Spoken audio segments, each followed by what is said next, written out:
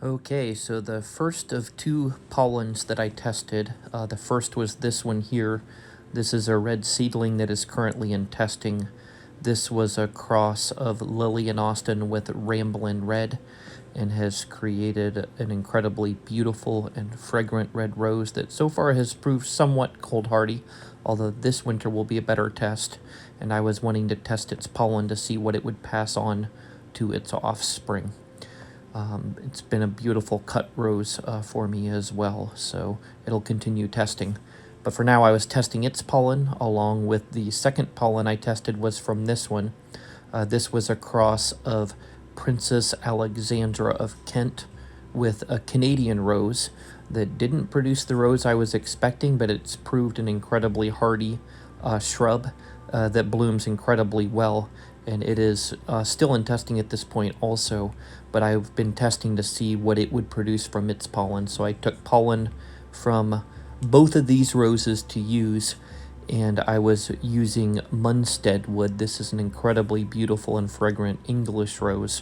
It hadn't really accepted pollen from Canadian roses or rugoses that I'd tested, so I was testing some of my own seedlings on it, and was able to get hips, a couple, was able to get a few seeds, and finally I've gotten one seedling that would actually grow out of those that I've been attempting so far, and this is the result. Fortunately, it's bloomed even as a juvenile, so I've been really pleased that it bloomed.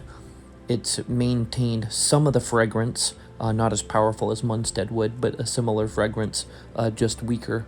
But we will see in testing how much of the cold hardiness that it maintained as well.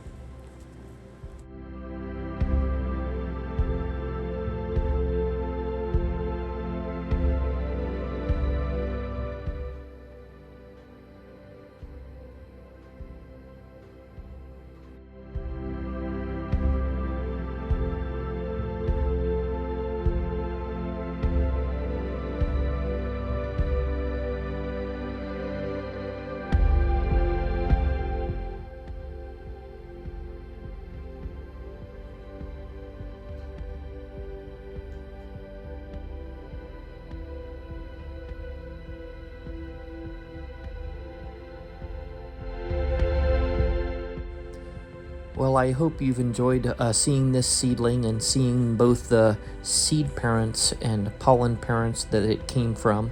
If you've enjoyed this, please consider giving it a thumbs up.